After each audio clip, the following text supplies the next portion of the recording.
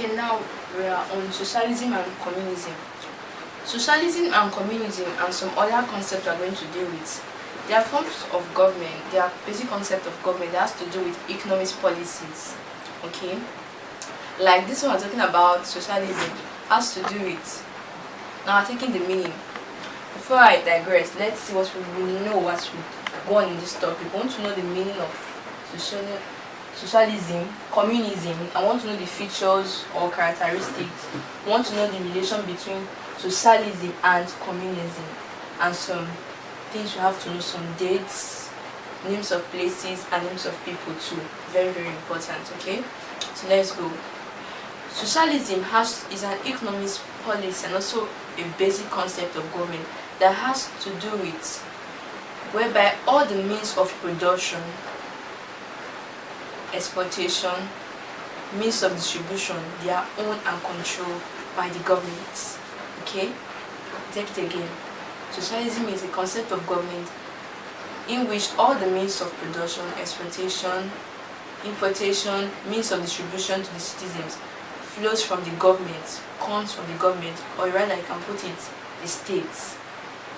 Same goes for communism.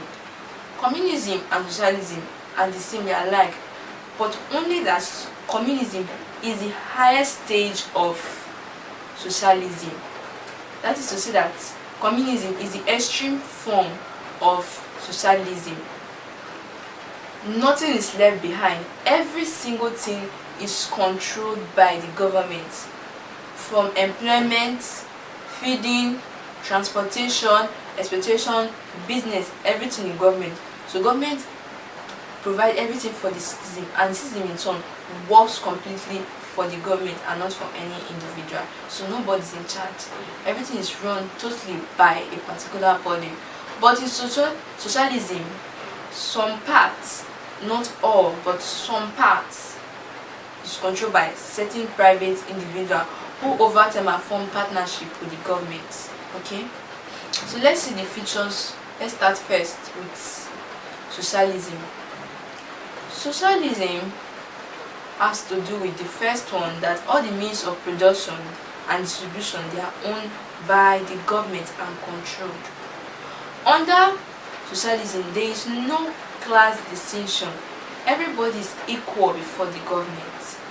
Okay, that's the number 2 feature. The number 3 features in socialism is that the government tend to be stagnant.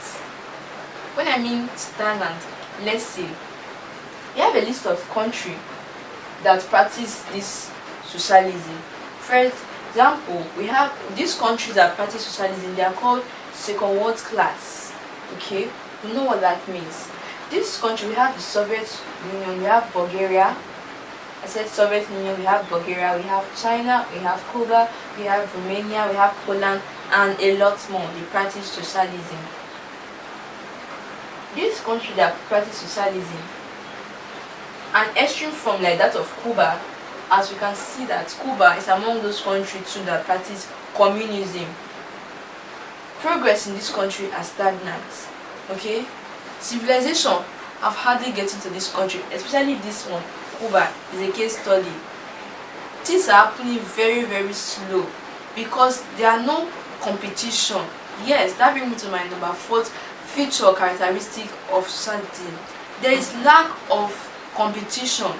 Everything is sent to the government, and since it's not a personal affair, people often tend to put little or small effort because they know that this thing will not be too profitable for me. I'm working for the entire masses. It's not just for me alone. They progress gently, and also there is no competition. Okay, in this type of government. And another feature is that of socialism, it comes up as the mindset that capitalism or mixed economy tend to exploit the citizens. Okay, exploitation.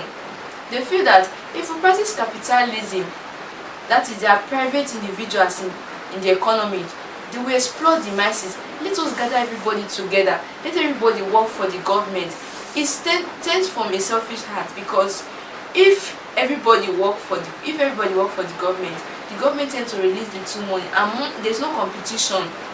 When there's no competition, people don't have initiative, personal initiative or private initiative to not come outside, and that is why this country are said to be stagnant, because civilization comes very slowly. That's basically some of the features of sociology. What about socialism? What about communism? Communism is the extreme form. Countries under communism, we have some of them like Poland, Cuba and China. Extreme form. Like I said earlier, I say communism is the highest stage of socialism. Okay, so this country, like I said earlier, Cuba is a case study, because if it was just in recent times that Cuba received vehicle, because they don't let goods come to their country, they don't let goods come out of their country. They work in a secular form. Their economy is secular, from the government to citizen, from government back to citizen, citizen to government, just like that. Nothing enters the economy and nothing goes out of the economy. So it's a very selfish one without progress. So their progress is very slow. Okay? But one very good advantage on this economy, there is no exploitation. Yes. It's their feature, there is no exploitation, because it's what the citizen might put in. They are saying that this is what we are giving to the government. At the same time, the government are also giving back to them. But at the same time, they are not progressing. They are stagnant. What brought about the policy of socialism? Socialism was brought by a man called Karl Marx in the year 1818 to 1883. And also, in the preceding year of 1884, this man also brought this policy to communism, and this time he had it with his friend Lenin. They brought out a book called Communist Manifesto, and this Communist Manifesto, everything about communism is entrenched in that manifesto, the do's, the don'ts, and how it's being practiced. So for more research, you can go check on this Communist Manifesto by Karl Marx and Lenin to get a thorough look at it and the history of communism. These two theories, communism and socialism, they are brought about by this man. He's a great government historian. So majority, as we proceed in our learning of government, we're always going to mention his name and his counterparts in bringing out government policies and also concepts. Now let's see. Not only in the European country that this policy is being practiced, also in Africa it's also being practiced. For example, we have some countries like Ethiopia, Tanzania, Angola and Guinea. They practice it.